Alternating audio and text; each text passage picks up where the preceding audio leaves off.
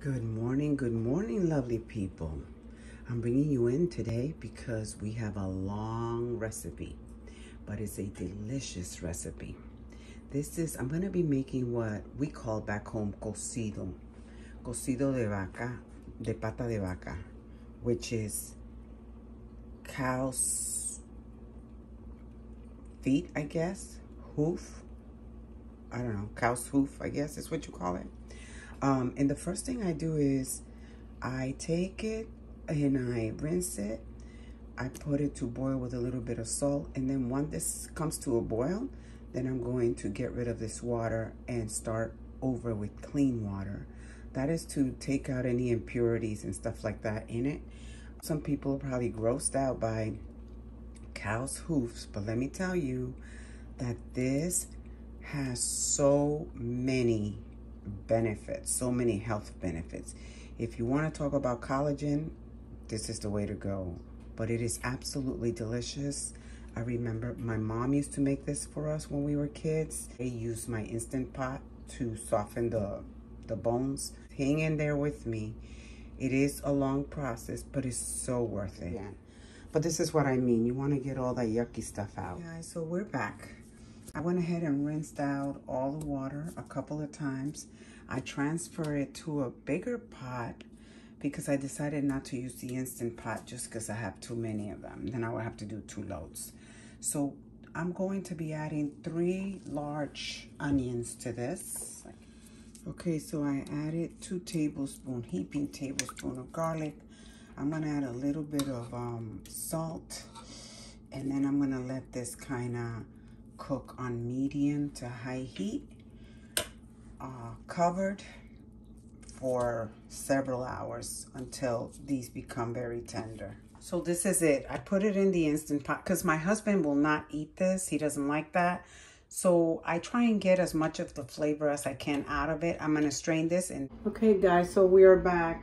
I have strained my broth. So all I have here is the broth and some corn that I just put in. Like 3 of those frozen corns. And 3 of these. All of this stuff is optional, you guys, honestly. I have here some carrots, some kibosh squash, some, let me put this back so you can see. I have here some celery, plátano, and then I also have malanga, yuca. Hold on, let me just bring it so you can see what I'm talking about. On this end, I have malanga, yuca, yautía, and ñame.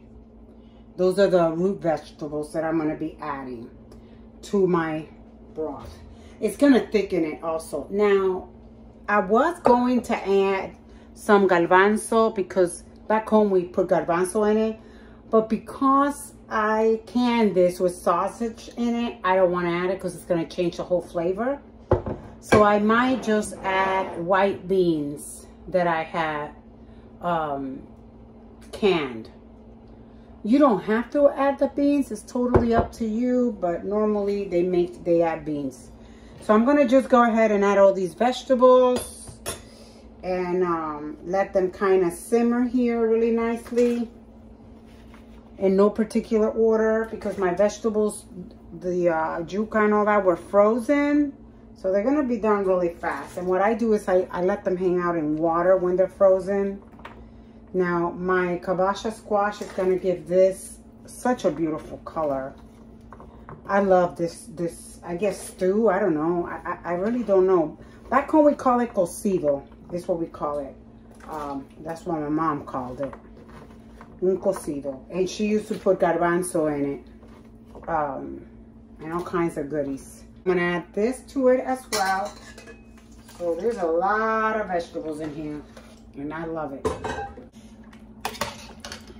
Let's turn on the light. Look at that. This is a thing of beauty. But you see how clear the broth is? That's why initially when you put your cow's hoofs on, you put it for a little bit to boil and then you discard that water because it gets foamy, so you get rid of all the imperfections and you end up with a nice clear broth. But even so, after my broth is done, I strain it through a cheesecloth to get any bits or anything that's impurity still. And then I do this. Cocido. Hey guys, so I'm getting ready to add some, I don't know, can you see? Hello. I'm getting ready to add some culantro. It is the flat leaf. It's like cilantro, it's only the flat leaf one. It has a lot more flavor. It's really, really good. I'm gonna be cleaning this out, and although this one doesn't smell like what I'm accustomed to, there's a little bit of a, I have some seeds, but Lord, I have tried growing it and I cannot get it to grow. All of the ones that I have tried have failed me. But I'm gonna wash these, and because I'm gonna be adding it to my cocido. I have it here in cold water. Let it hang out there for a little bit. We're almost at the finish line here. You see the beautiful color that it takes. This is what we call malagueta, which is I think it's allspice in English. It's like sweet pepper.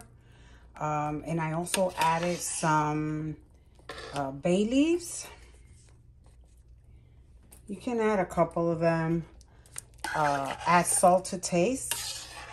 And I'm getting ready to add my culantro. As you can see, I added my culantro. I'm gonna cover it, and then I'll pull these out when I get ready to serve it. I think I mentioned you can add salt to taste. I added some sofrito in here.